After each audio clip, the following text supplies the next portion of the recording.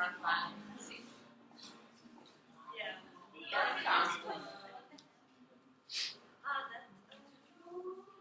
Okay. So should we start? Yes? Good? Okay. So guys, some of you know me already. My name is Alonso. I'm going to talk today about recruitment insights. Okay, some of my experience. This is seriously not scientific. I want just like to share my experience with you, and as well I expect from you to share your experiences with me because I want to learn as well from you. Okay, I'm going to talk about 3 topics here. The recruiter, what are the duties in the work field, so that you know if you would like to work there, if you haven't yet. The HR work market in the Spanish context, so that you might know how is it and what are the possibilities to work here in Spain. And getting recruited, some tools and tips that might be useful for you just like to get recruited here in Spain. All right. So starting first of all, recruiter, the work field and duties. Wanted to ask you guys, who hasn't worked in recruitment yet? 2, 3, 4 of you. The rest of you have internship. That counts. Okay. Who has not? Okay. So for you guys that has not worked in recruitment, what do you think is? What does a recruiter do? What do you think? I think it's a boring job. It's a boring job. I think it's challenging. I think it's a challenge to find the right match. It's a challenge to find the right match. But I think overall it's a boring job. Okay. Something related to that is that with these masters, and it's not because you guys study the same, we have more competences that normal recruiters need for this job. Okay? Yeah. Still. Some other people, what do the recruiter do? Because maybe it's boring, blah, blah, but what do they do? Find people. Find people. True. Basically.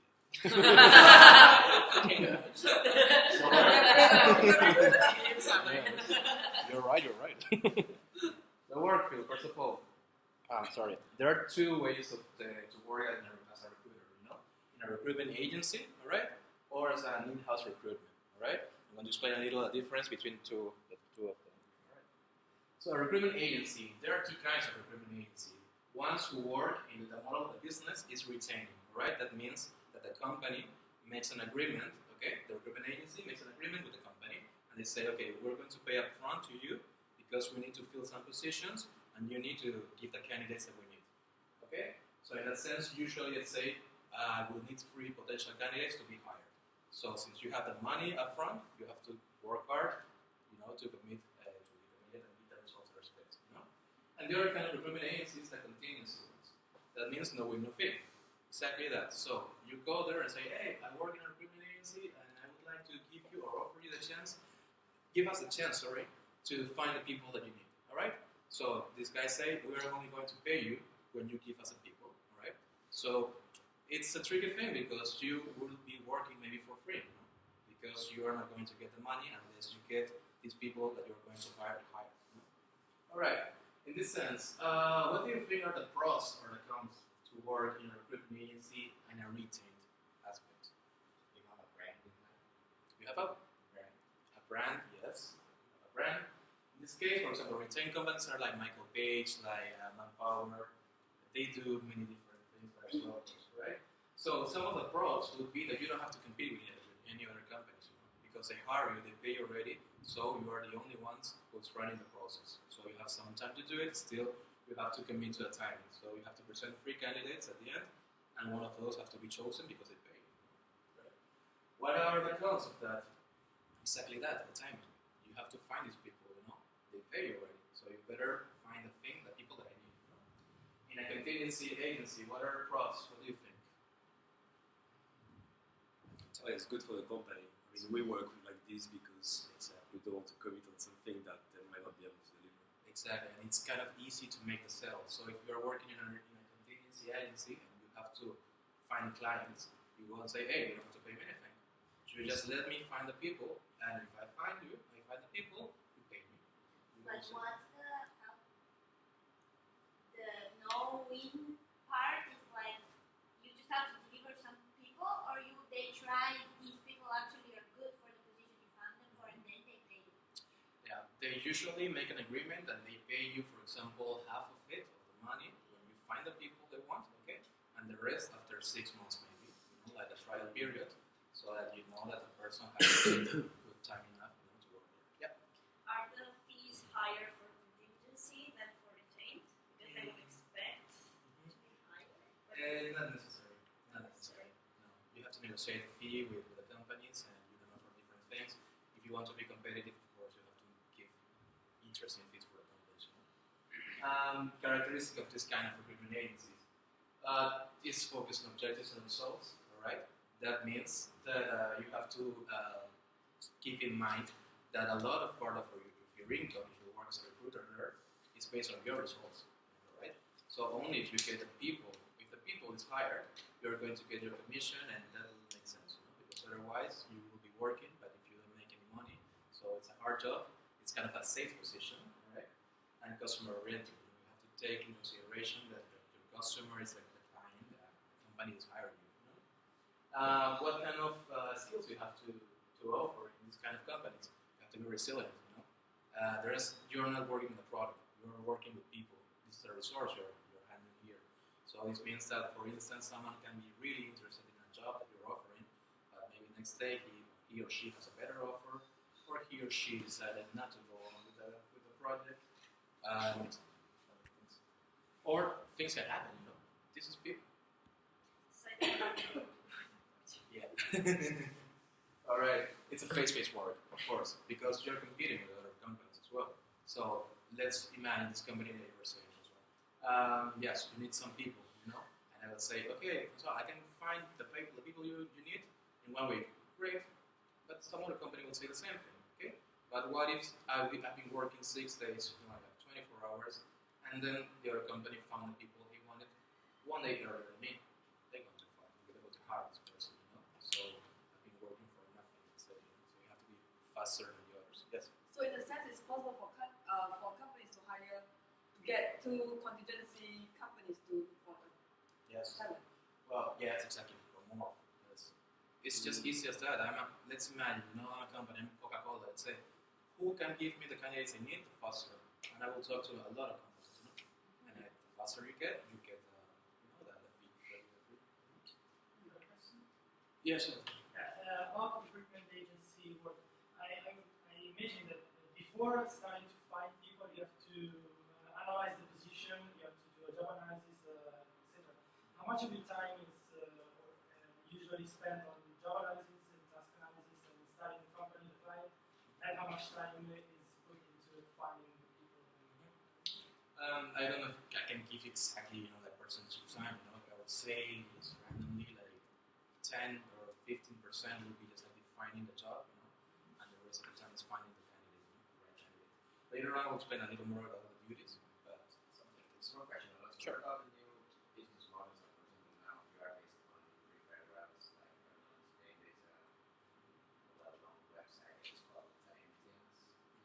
It's about referrals. I mean, okay, they want to pay you such an amount of money if you get with that person. Because you know it already, because you have worked with him or with her.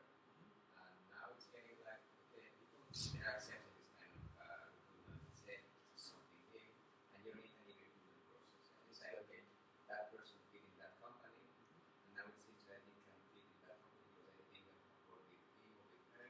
Yeah. Exactly. So now there are a lot of them, and they are moving as virgin now. In Spain, there are like 2 or 3 most important, but this one is the most important one. They already know.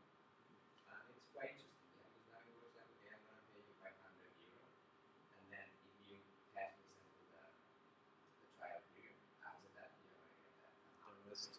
Before that, you can get the amount of money. It's very interesting. Exactly. I mean, it's not the only way to do it, but it's like a side project that can be super interesting. I don't know what you think about that. Yeah. I think that usually you have that big recruitment agencies, then you have the micro recruitment agencies, and on top of it, you have a new business model. That's quite Exactly. interesting, and it's quite shocking for us as recruiters. Because it's like, let's say, it's not the enemy, but they are kind of approach that they are trying to say that, okay, we can do it without you.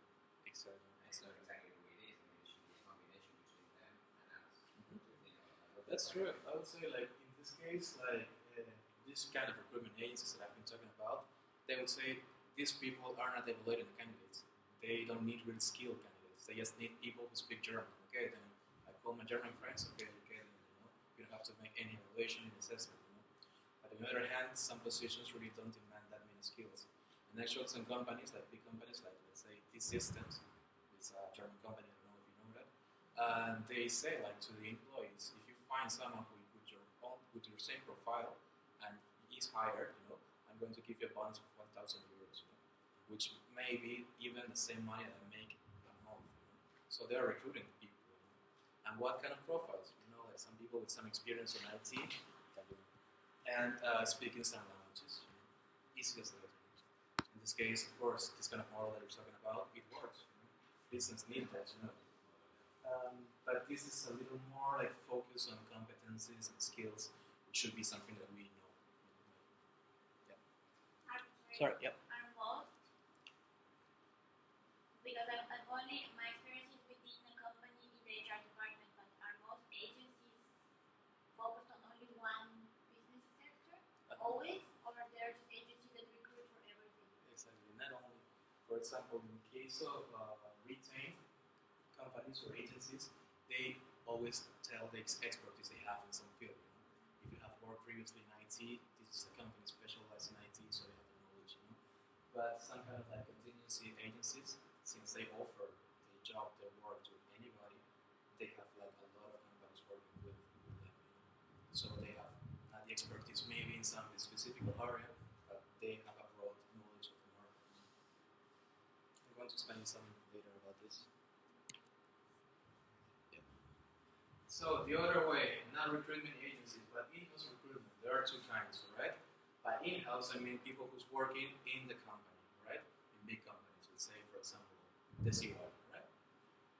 What's an RPO? It's a recruitment process outsourcing, right? It's a model that is normally used, which is like since HR departments, maybe they don't have the budget to hire many people in HR, they outsource their services. So they hire one of these recruitment agencies and say, okay, we need some people working for us, with us, inside a company, but we're not paying them, you are paying them, alright? Do you get this?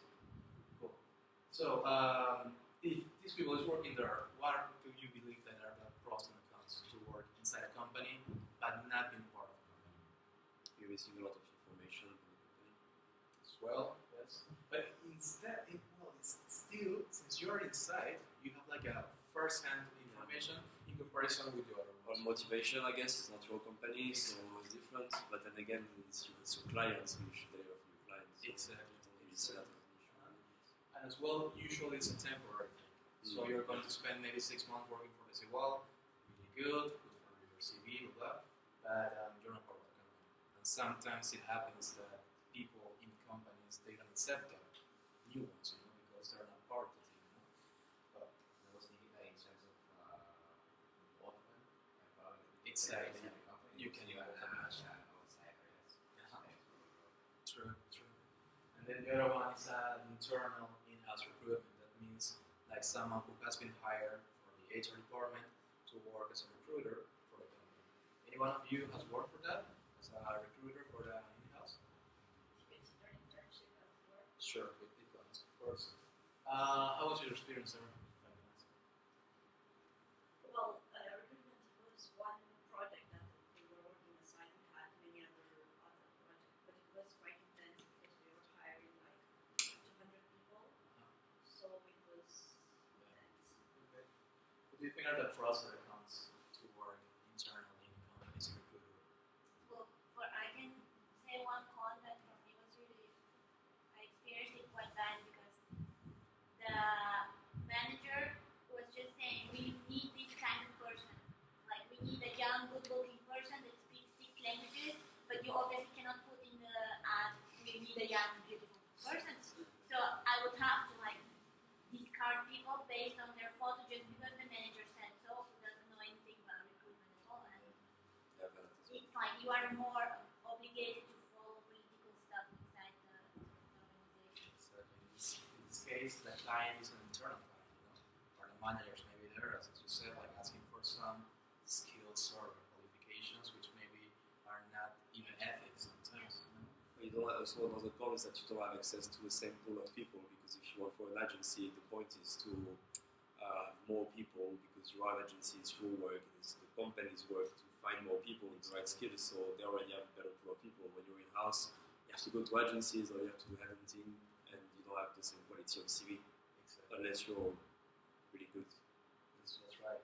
Some pro as well, in this case, working as an internal recruiter, is that you will receive as well a lot of applications. And in case of, for example, you receive that application and the recruitment agency you're working with receive that application too, if they show that candidate, it's the same, because I received the application as well, so I'm not going to pay this guy, because I received that CV as well.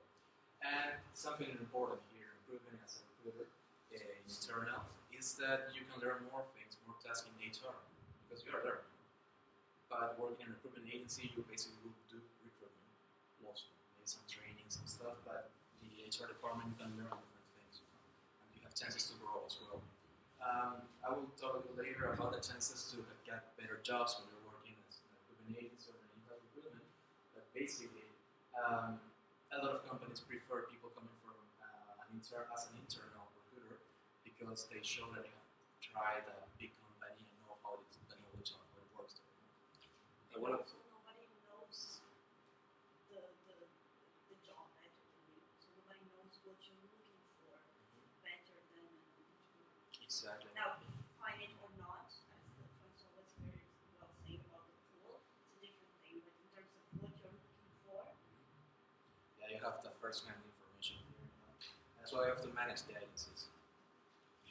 Just as an input, I'm like on the other side. Mhm. So I have been responsible for an RPO for quite some while, and we always have like the two balances of whether we want to have an internal RPO or an external one. And the internal one obviously have higher quality, of higher control. You don't have legal problems because you can communicate them, train them directly, tell them what you want, and yeah. So I would say quality-wise, the internal is better. Why in Vodafone, for example, we always have external ones because of the flexibility it permits you. So imagine I have a very high volume now to recruit, and I tell the external company, put me 10 recruiters more for the next 5 months. And if I don't need anybody to recruit, I say, okay, now please put them down to 0.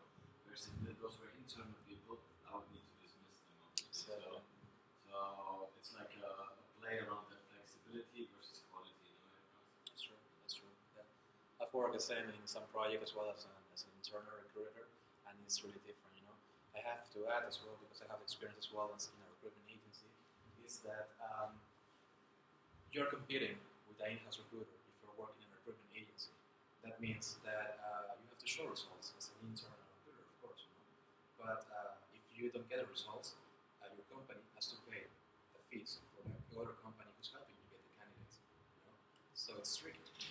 You're competing.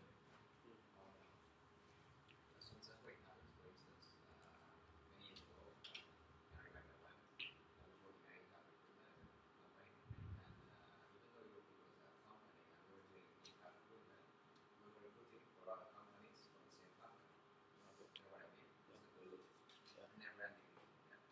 So it's quite different when you are, for example, in the same company and you don't move from that company, and rather than having like 10 different branches with the same company and you're trying to mix them up, it was kind of different and funny. Yeah.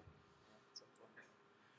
Well, I could continue with the fields of work in recruitment. The duties. What does a super recruiter do? You have Thank you very much.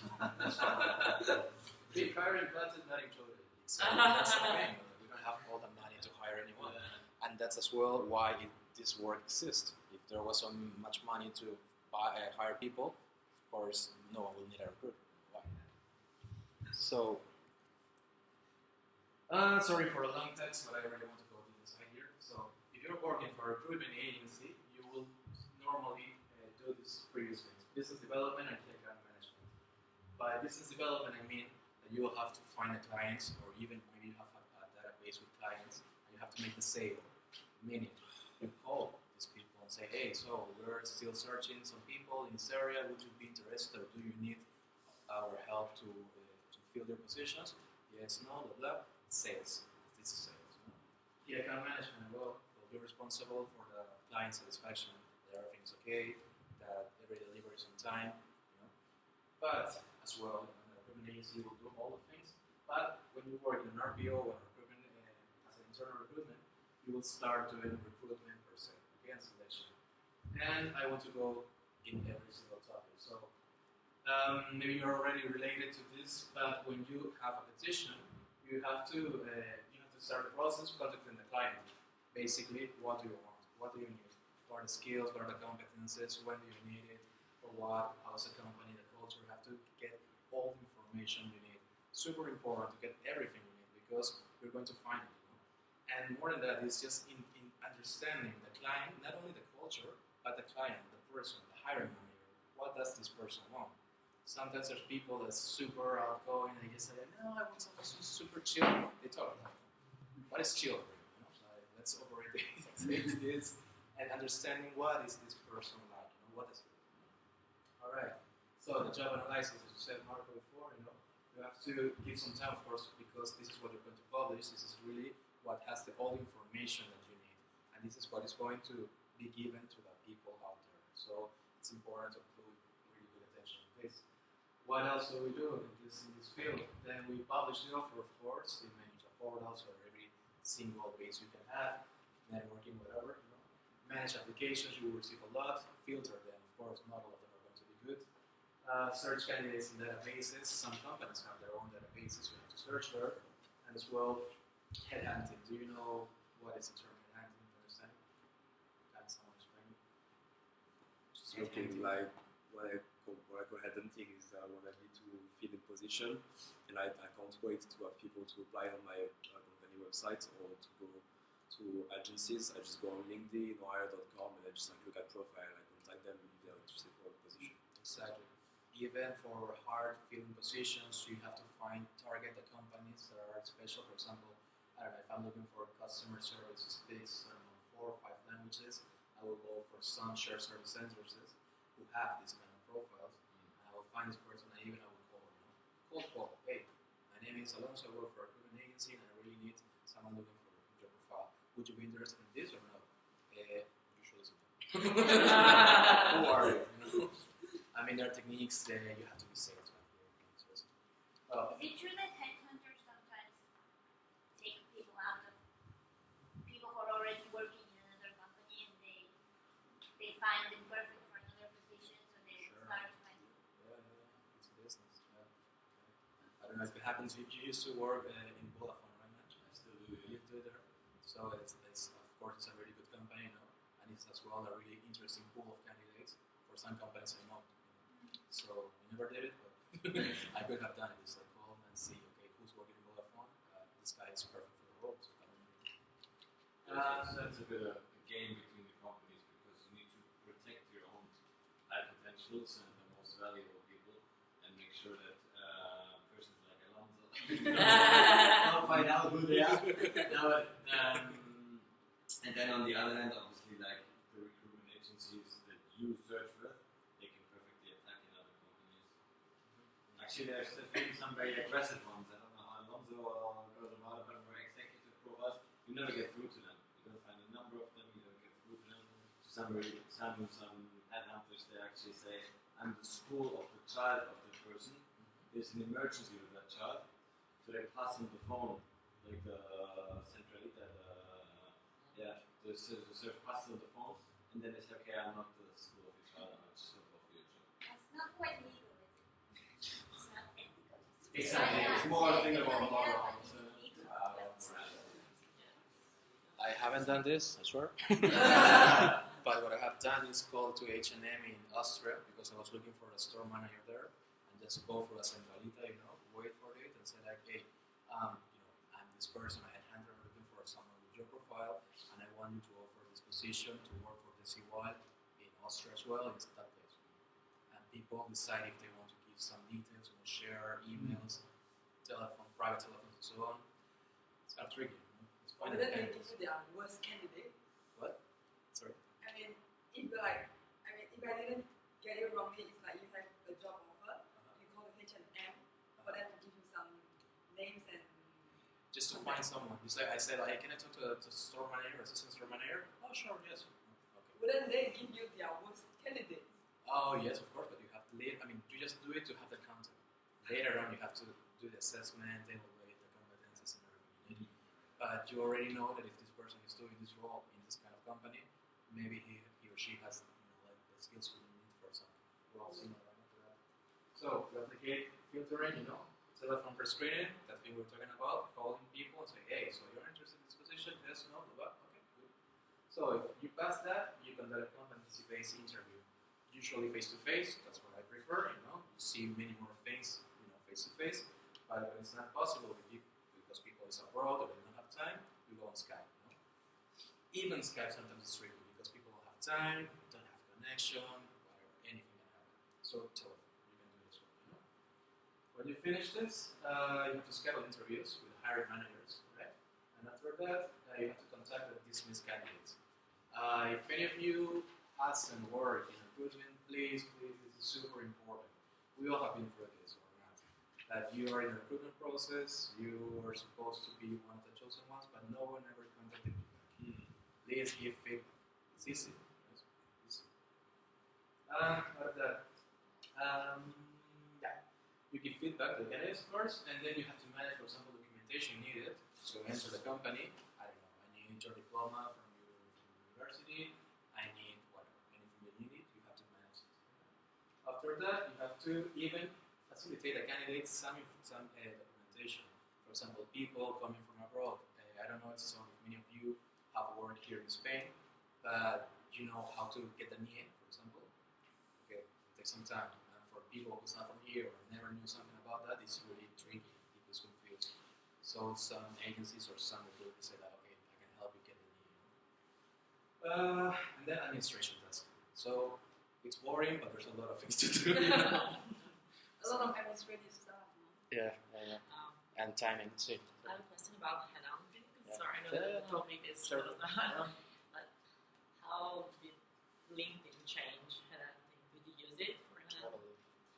Don't you dare that people are just because isn't that more persuasive to talk to the person straight? I don't know. Yeah, because in LinkedIn you can send many requests or many messages and maybe no one answers ever. So it's easier to get a contact on the phone. Then here comes some cultural stuff as well. It's been shown that here in Spain or in Italy, for example, or Portugal, it's not a big deal if you get a phone call from someone you don't know offering you a job. But I don't know, Daniel, but if you agree, but in Germany, usually like people would be really surprised if you're calling me for no reason. This experience with some German people have happened. So you have to know how to approach people depending as well on the cultural background and how to sell the offer. Because for example, if someone calls me and explains me in 20 seconds that he or she has a perfect job for me and didn't say nothing about my profile, I say, what's this? I don't know. Sorry, just Sure. another one about LinkedIn. So it's like for us as a recipients, from messages from LinkedIn, how do we know that the company, I will not say the recruitment agency or the headhunters, but the company directly sends you an email through LinkedIn to say that, hey, I've seen your profile and I really like it, and they did not offer you a job, but they are like asking you to, if you're open to join them for any ventures, such that they need somebody like with your profile and they would like to engage you for that project. I mean, is it really a sincere kind of thing, or should we just like Well, if you can check the LinkedIn from this person who sent the offer, and check something. would it be like a sincere, or they're just like asking 1,001 people? Well, if you get the offer, pretty much someone is interested in you because, of course, there are templates and you can send the same email to many people. But in LinkedIn, you have to pay for that. You have, if I'm not wrong, only 10 messages a month to give for free. Really? Yeah. So people who can send lots of emails is because they're paying for that and they're working with that. And if they try to contact you, it's because your profile fits usually, or they're interested in you. So now I love roleplay. So I need 3 people here. Guys, we're going to play the situation, right? The people who started to find and meet potential partners in real life again without using apps. Can you believe it? So Tinder, you know Tinder, everyone? Don't lie to me. Yes, you know. So it's losing clients above all in the German, French, Spanish, and UK market. Therefore, its hiring manager is desperately to find 4 business developers for those countries, and she or he gets them as soon as possible. 2 days ago, he needed already these candidates, alright? What will you do to solve this? So, according to what we know about the roles of the recruiter, I will need 3 people. First of all, who wants to be the agency recruiter?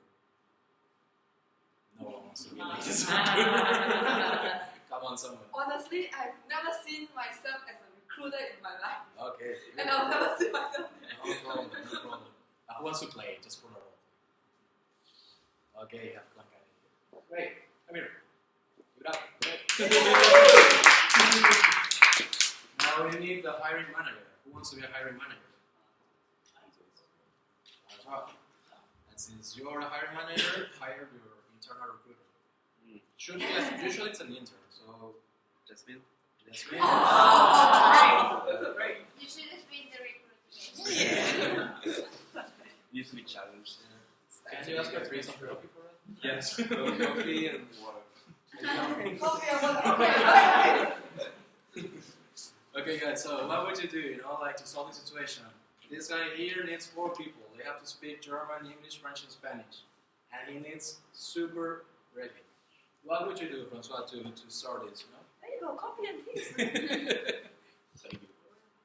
So I need 4 people. So, the hiring manager, I would define best, I guess, the position as well. First and foremost, once I got that, I get my internal recruiter to start drafting the offer and putting it on a website, I guess. Then I would have her do some editing as well on the companies, most likely to have those people maybe working on other apps on other websites.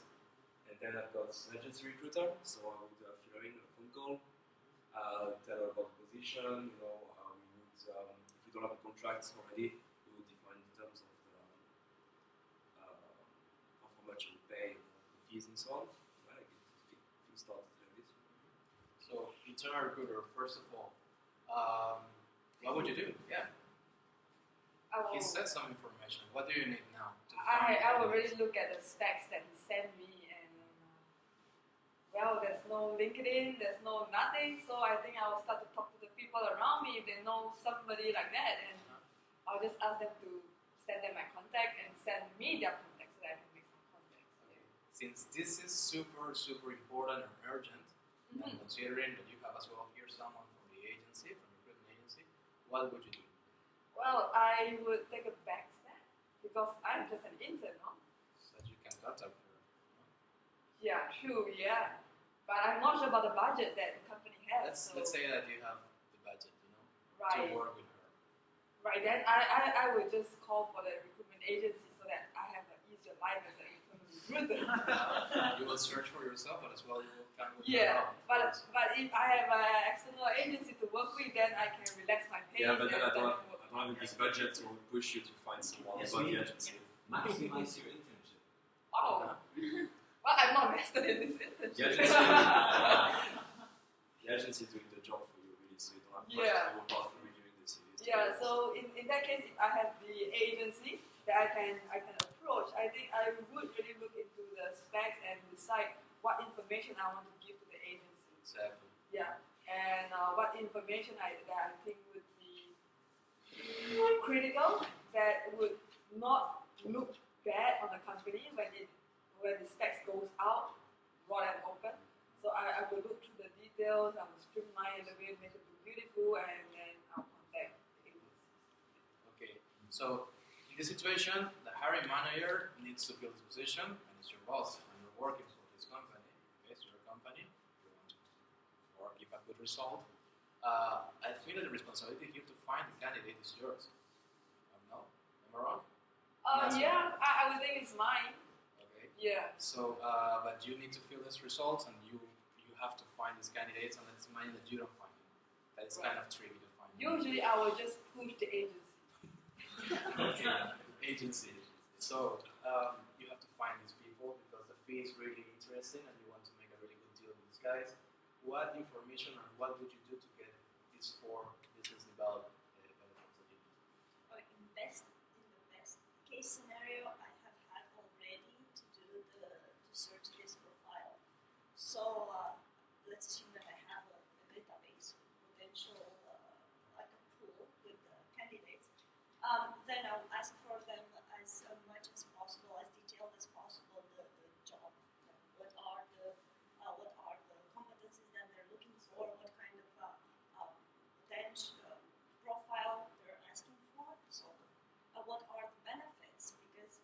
there's a game. How much they can tell me, how much can I tell to the candidate.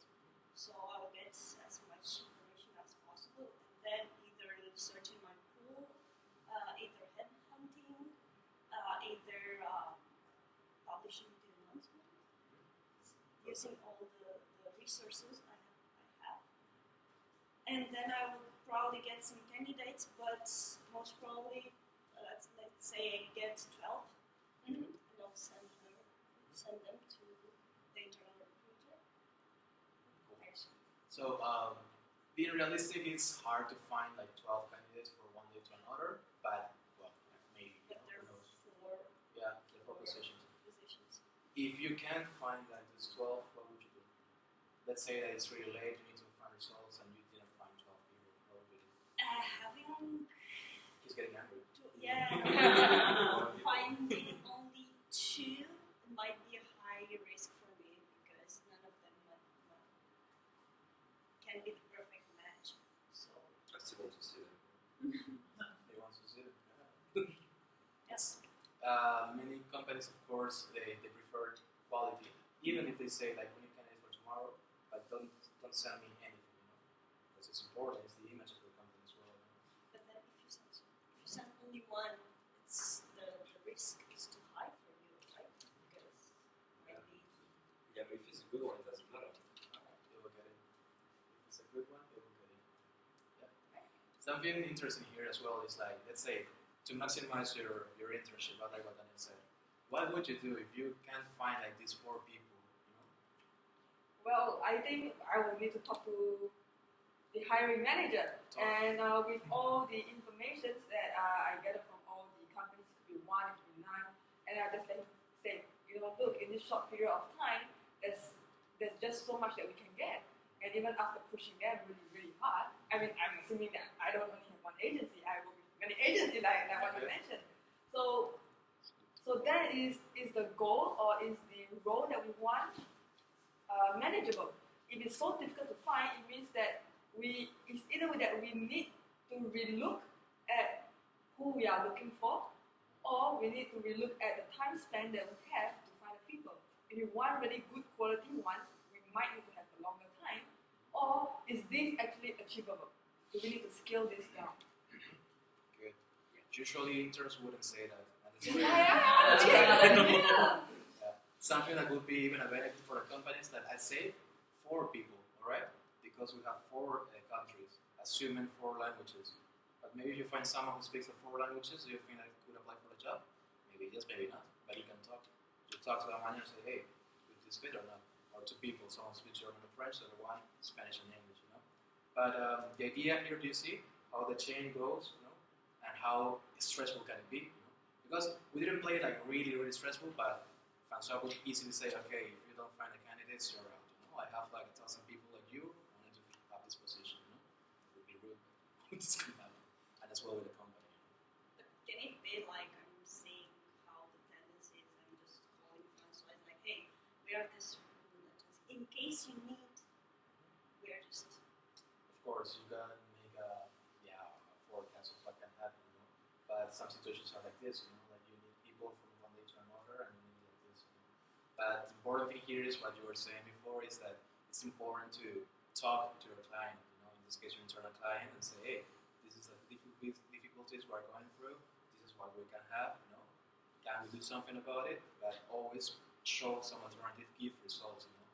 Don't complain and don't just say no. The agency never give the candidates I was expecting. And well, very well done. Cool. Thanks.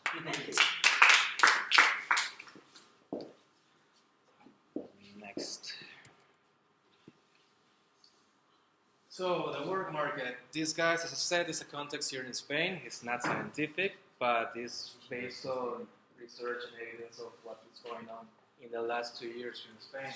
Of course, some of you have the experience, so please feel free to share your experience, add anything that you think that is important, because this is just my perception, all right? There's an HR work market in recruitment. That's true. There's a lot of agencies right now hiring people, all right? Doesn't mean that it's a good or bad job, but there's a lot of offer in that recruitment. What do we look for usually? Multilingual candidates. At least 4 people that I know, maybe you as well, get they are WOPs and they have work in agencies because why? Because they speak languages. Easiest step, right? Talent search people. Yeah. I'm not going to talk about that. All right, and then what else do we need? People who has experience in recruiting IT profiles. As you might imagine, of course, the technology is the future, and that's where they need people, and software developers, programmers, and right? As well, what is like the Spanish market looking for? People in HR who has experience in payroll and labor relations, basically experience in benefits and compensations, and knowledge of the legislation in the country. Okay. I don't know your experience in the master. Did you learn something about this? Yeah, unfortunately. Yeah. You don't like it, right? No one likes it, and that's why there's many jobs because no one likes it. It's super important, guys. So if you're still doing an internship or you have the chance to learn something, ask for it. Your interns, hey, please, can I know something about payroll, benefits, something because it will help you. As well, knowing SAP, do you know that software? That will help. There are many positions asking for this. More in HR development, which, for what I've heard in this session, is something that is more related to some of you, right, guys? So what are they asking in these positions? Previous experience or an internship, right? But basically, if you have a good idea that bring profit or benefits to the organization, you will be welcome to implement new things, right? So, for example, Andrea, what do you think about considering that you're doing a startup? I think that what you're doing is something that is interesting to companies, so they are open to your market. They say that, okay, maybe I was not looking for that, but now that you're selling this product, hey man, I really need this. So they are open to that. And this could be like organizational development, climate studies, anything that you have learned in WOPP. There's market for this. But as well, I said, I repeat, they're not searching it intensively, but if you offer this product, they maybe needed this one. Then academic research field. So I kind of new in this because I haven't made a PhD, but some of you have. We were talking before. We don't have really an idea how to get a job while working in research, but maybe some of you does. How can you get a job having a PhD if you want to be a researcher or if you want to be in the academic field? What do you think? You go to the States. Well, you go to the States. That's true. But you mean how do you get a job while you're doing the PhD or after you've already? After. That's a big question. Yeah, here in Spain, most of the PhD is associated with academic world, which means hell a lot of paperwork to do. It's a huge bureaucracy, so it takes 1 year to find something. If not postdoc, there's another possibility in consultancy, like big consultants firm that are interested in people with research skills. Exactly. As far as I know, Marco, you were working right before with these professors in Bologna, okay, all right? That helped you as well, like have some kind of like job or internship with this. Yes, it was a project of the consultancy projects. So it wasn't a PhD. It was just consultant for the university. So that's very good because the university works with companies. they buy interventions. They buy that's one professor, especially in a scientist practitioner way, because you get to study your science, of course, and you get to apply the best way possible with firms and companies. Yeah. So this network in academic, like with the professors, this will be some kind of a tool to get a job in this field. And then entrepreneurs. Who is an entrepreneur here? Cool, guys. What are you doing? If I can ask. Well, I sell technologies, soft skills, Soft to skills. like trainers program. Okay. Time management skills. We work with soft skills too. We were more like in the phase of startup. We have software to maybe we'll talk about it later in our presentation. But basically, yes, we want to merge technology and psychology to provide better services. Exactly, and there's a market for nowadays as well. If you develop new tools or design innovative HR practices, companies will be interested in that. Sure. And the last thing I want to talk about is kind of long. So getting recruited, tools and tips on the Spanish market. This is kind of funny because I'm not working right now. So I shouldn't be saying this. But I know that theory. You need to revise your tips. Maybe I should just like to. You just need to follow the opposite. Yeah. Right? Do the opposite as I said. Still, skills that I have demanded, okay, in the HR market right now is flexibility, which means I have to adapt to change. Things change really fast. Deal with that. You know? It's something that really companies want that. Be dynamic, really energetic, move on. You know, no one wants someone who's sitting there. Was a lot of theory and really ideas there, but move. Motivation, for sure. You have to be motivated for a role, you know, for what you are doing, not only for the money or for the company. Because what you're doing, you believe in what you're doing. You know? The cultural fit. I remember working for the WOPP, and I found really good candidates. Okay, for a position it was in Switzerland, if I'm not wrong, and they were great. They really have all the skills they wanted. They were perfect in terms of CV, all the experience. And they agree with the salary, which was a huge thing. But they didn't have the cultural fit. Why? Because the client said that no, they are not desigual, you know. I said, like, what do you mean by desigual? That should be my first question, which I did. You know, is someone who's trendy, who's cool, who's young, you know. And yes, these people were not like that, and that was the reason why they were not hired. So in this case, what I want to say is that find companies that really fit with your cultural style, or show that part of you. You know, don't go for something that really doesn't fit with you, because maybe this company won't be really wanting to hire someone who doesn't fit with the culture. Resilient, you know the term? What is being resilient? Surviving difficult. I get knocked down, but I get up again. Exactly. Getting over things. You know, when you're working many fields, there are bad days, you know. You just have to make a good day and say, that's it, this is that. Not that easy sometimes, but yeah, you have to do it. And sales skills we've been talking about, you know. It's really important right now. It's copied from the model from the US, but it's impacting here in Europe. So you have to be someone who can sell this job, you know. If you're doing something right, just show it, you know. Don't be afraid to do it, you know. You're doing something good, show it. Happiness, companies don't say this, but they really want people to be smile. It's kind of like American culture, right? But it's something that is really needed. They say, I want someone that is really, in case that they have two candidates that are really super good, both of them, same thing, you know? But one was smiling, the other not, or you hire them. Yeah. Still, careful with this. I remember a case that was in General, no, that was in Walmart, if I'm not wrong. They were trying to place Walmart in Germany, and the culture, you know, the US, they were asking people to say, hey, say to all of them, like, have a good day, or smile all the time, you know.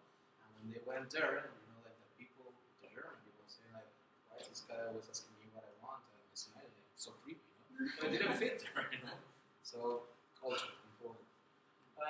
Trust and respect. We have to keep in mind that working in HR and not recruitment, it's like we're working in really a sensitive area, you know. So you have to be someone who's really trusted, you know. So show that, you know, you can be trusted. And respect. You have to show that you respect your job. Seriously. More things. Where to apply? So, any of you is looking for a job here in Spain? Not after this. No? Okay.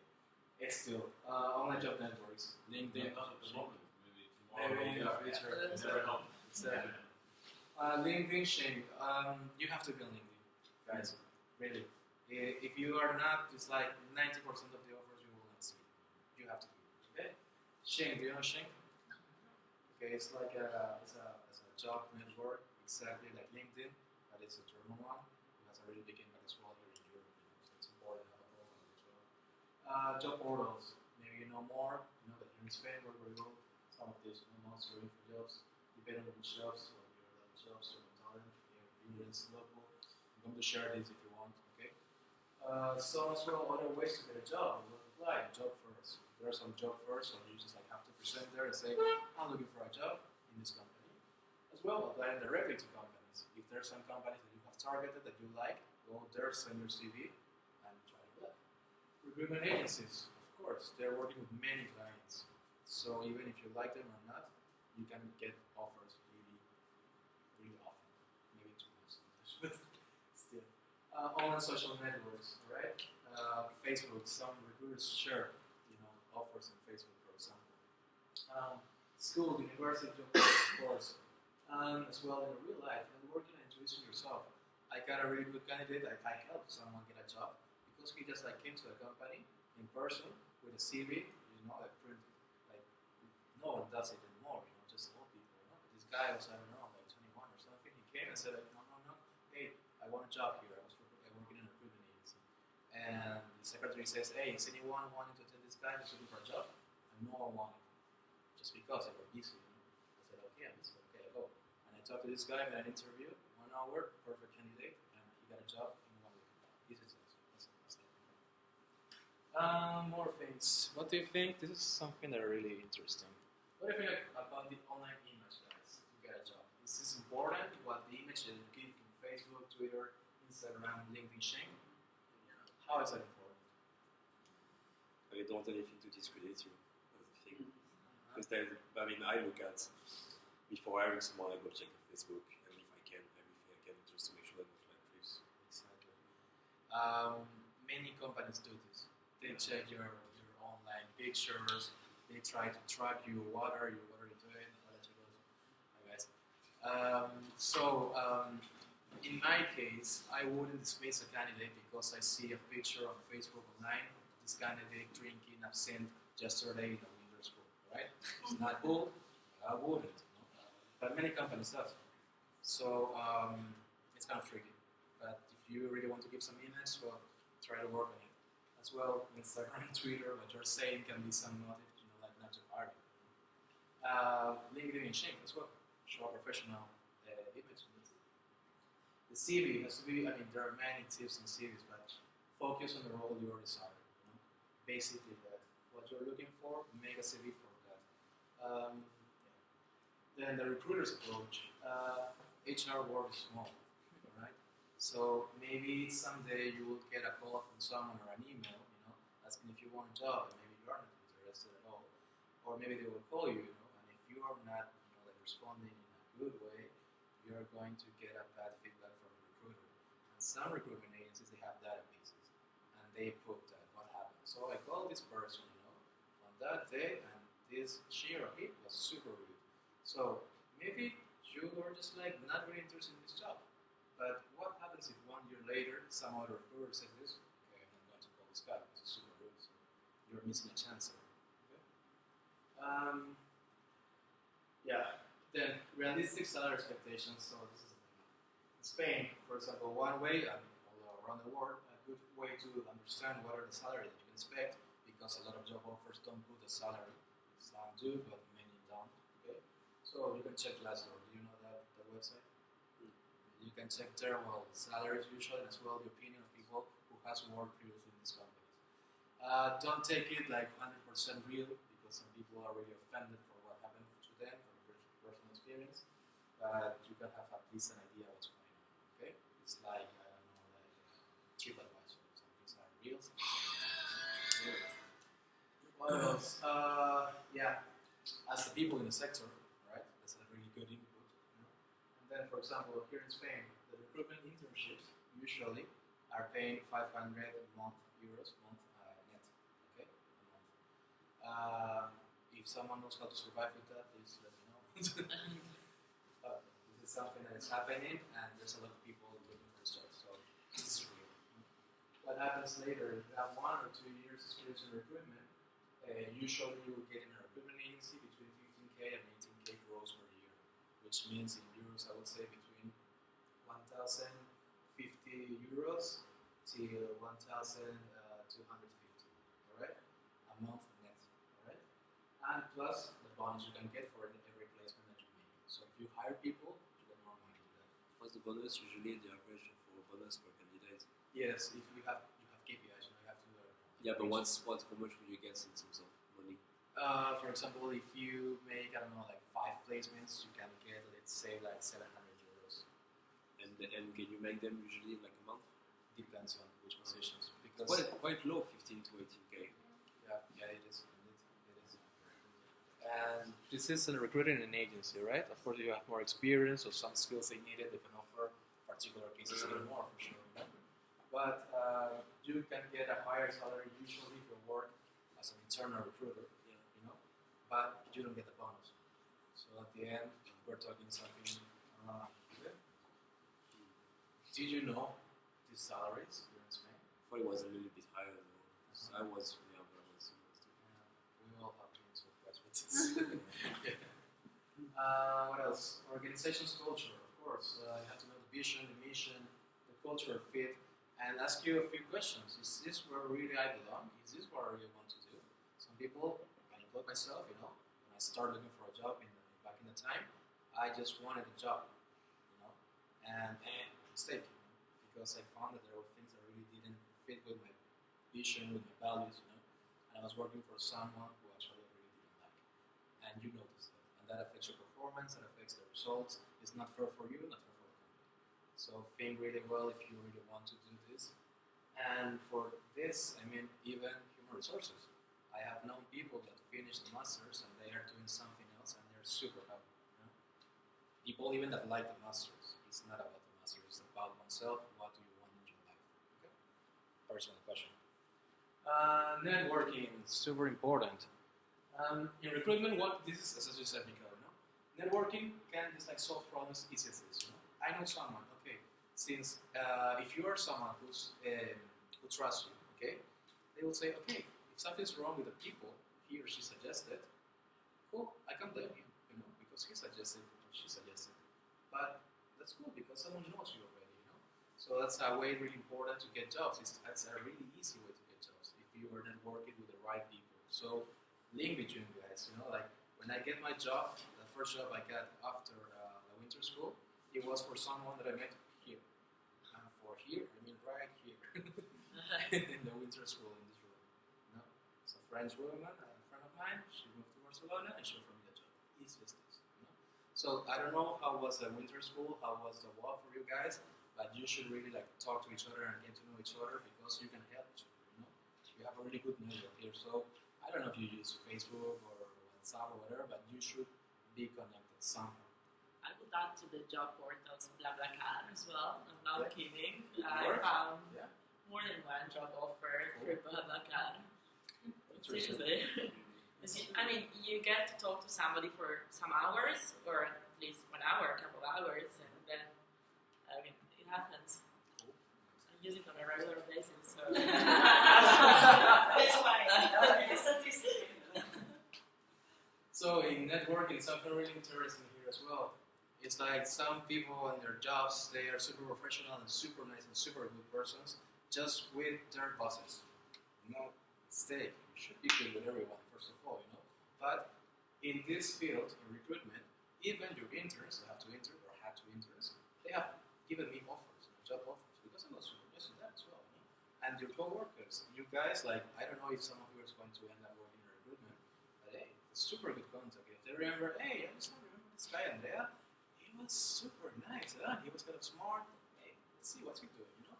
He says this. These little things count a lot. Recruiter's life cycle, it's important to know that a recruiter is not going to work in that field like forever, you know? More than being a millennial is that you can do that more than 4 or 5 years. It's really stressful, demanding, and your job is based on results, okay? You have even some KPIs that are presenting, I don't know, 3 candidates every single day, or 2 candidates, you know? And sometimes it is really impossible. Easiest things. But that's the way they measure your success. So as long as you make money, you give money to the company, you are good there, you know? Of course, they evaluate some other skills, but it's based on results, your job, okay? Then the future, think ahead your next step. What do you want to do later, you know? And not only recruitment, I mean in general. If you're doing something in this right moment in your job, and you like it and you're good at it, great. But if you want to do something different later, ask for more responsibilities, you know? So if you're doing an internship right now, it's perfect. You know, do everything you can. Because in that way, you can learn and you can say later, hey, I did this thing. Even if it was just like for a little time, you know, you have experience. So take a chance. and deal with change. Things are going to change. They change constantly. You can have a job now, maybe you can have a job tomorrow, you know? Maybe you're here, maybe you're some other country. Just be smart and just think ahead. Where do you want to go? Keep in mind that. Keep your vision and go for it. And then the last thing, something that really motivated me in my time to get a job and find it when I was not finding any, is this for you, did I say it right? So this is an illness, right? I studied clinical psychology in my bachelor's, right? So what's this? A delusional belief and hallucinations shared by two people. In this case was, for example, there was one guy who believed he was Napoleon, right? Do you know Josephine? Josephine was the wife, no? And there was another woman who believed she was Josephine, you know?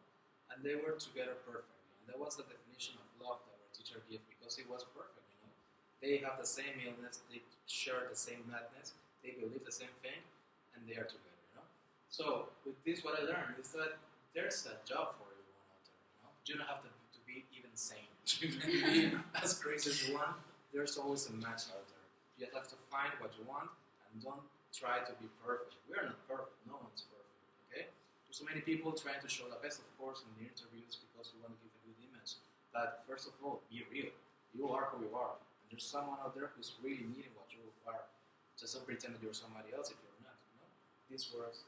So I hope this works for you as well, guys. And just if you're looking for something, just go for it. Don't wait for a call. Maybe it's not never going to happen, but just go for what you want. Easiest. Okay, questions? You want to talk process? I have a question more for everyone, kind of about ethics in recruitment, because one of my main problems with working with it in recruitment is that in my experience they're always asking for something that is not ethical. Someone young or someone that we don't want to pay or someone that looks nice or someone that is not a woman, and you are not being honest with the candidates. You are eliminating a lot of people who are very good candidates because someone told you so. And this happens, I think, more than we like to admit. I had the same situation. Working in a multinational company, and I was an internal recruiter, and one of my internal clients asked me, you know, for some woman with big breasts. Is this unclear, you know? Of course, yeah, a woman with big breasts. Yes, I did. What was the job position? Administration. Alright? So, of course, I would never publish that, and I would never ask for that, you know. And I have a really big fight with this client. But since I believe that my ethics are before anything, I told him I'm not going to do that. And I tell the HR responsible, everything was clear, you know, because you can, this is your client, you have to respect it, of course, blah, blah, but hey, ethics is the limit. And there are some codes of behavior for some companies, you know, and you can follow them. And if they're not, you have to create them. You can easily write them, you know, say, hey, so I'm going to offer you this, you know, I want to create an ethic culture. Yeah, we actually had here, I'm in the court in winter school, we had Donald Truxillo from Portland State University that gave a lesson on applicant reactions to from the selection process.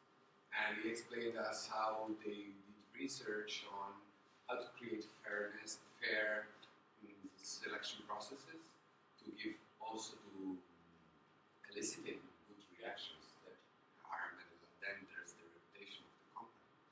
And I guess there are these studies that are very insightful. I will try to get these slides and maybe share with the alumni, because this was a very hot topic, and the studies they conducted, they are very useful because the tips are easy. Simple studies in which just a little bit of you, for example, there was a study in which it was very specific for the police officers, and they were trying to see how to elicit positive reactions and positive perceptions of fairness. So they tried to, like, it was time series, and they tried to give them a short, initially, some criteria. They was creating criteria like a job fit of the position. So they were giving the sentences, a sentence like the this selection process aims at getting the right candidate for the right position based on current worker opinion. And then they were giving, like, dividing initial information on what was the aim, like what the criteria to fulfill, and at the end, how it has been fulfilled. And so they found, like, comparing between groups, that there was super positive reactions toward the company, the process. So I will try to share with you. Still, for example, when it comes to physical appearance, of course, it shouldn't be important at all. It shouldn't matter at all. But in police, like you said, I remember, if I'm not wrong, here in Spain, if you want to be a policeman, you have to be at least 168 high. You know, I ask myself always, why not 167? Is that makes you a bad police? I don't know. But there are some criteria they need to fill as well. I don't know, like hostels in flights. You know, I don't know how tall they should be, but it looks like it's important to be tall. Well, she needs to reach the thingy with the luggage. Maybe, yeah. I didn't know. I didn't know about that. But on the other side, another example is we were looking for a waitress. We had like 25 open positions for waitress, and we received from a girl a page. The curriculum was one page, and half of the page was her photo in bikini. Yeah, I got the same. The other half of the page. That shakes a job. Yes. Talking about discrimination, I think we are talking about intentional discrimination, so they know that they won't be specific features. But what about biases? So we studied a lot of researches about, I don't know, preferring the in-group, so preferring the same gender people, or many things. How do you deal with that in your job as a recruiter? Are you aware of your own biases? Yes, I mean, you have to work with that as well. You know? As we were talking before in the process, you know, you have to be aware of what you're saying because it's really important what you're saying. As well, you have to understand that some clients really are asking for things that are not okay, maybe not okay, but still not so wrong. You know? What I mean is that I can say the name even EIMS. Okay, it's a company technology. They were working with the company I worked for before. And they were saying, hey, so we need people for our shared service center to speak languages. So, right, so we need people who speak, I don't know, French and speak German. All right, good. So what happens? Sometimes we found like people who speak German but are from Switzerland or from Austria.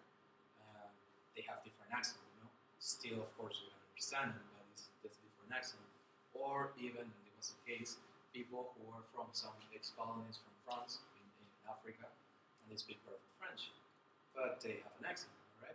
So they didn't want to hire them because they said that they want native people from the country, from the region. So they want Germans, and they didn't want people only that speak the language, but as well that were from the country. So what happened here is that they say that they understand the culture better than the others, right? They're the clients. They're asking for something that they think that fits better to them. You can have different opinions. Maybe you like it, maybe you don't. But they are asking for this. Of course, you cannot publish, I need a native German or native French, but you need someone who speaks that language at a native level. In regards to your question, also, in the interviews that I do, like in the potential assessments, often, like, I think that the only solution is to be really aware of those biases, be aware of your own biases, like the halo effect, like the recency effect, like all those things that you basically make your life easier to say, stop, wait a minute. So there's, like, you know, the baby face effect. Sorry again? The baby face effect. Oh yeah. So that people, for example, in the United States that had baby faces were 80% less probable to be sentenced to death than people who didn't. So you have to work those certain kind of basic structures and so on. So that's definitely one thing. Or like if somebody is very similar to you, thinks similar to you, is from the lineage that you are from as well, you automatically have that's another one, or one which for me is very difficult, is those typical people that have lots of impact. They can talk well, that, you know, make you kind of fall in love from the first sight, and you think, yeah, stop, okay, what is behind it? Like, what is all the other things you take into account? Cool. So I learned a lot here, guys, when you actually, and time is over. So thanks very much. If you want. Thank you for making a difference, Alonso, and this little thing. Thank you very much. Can you share the slide?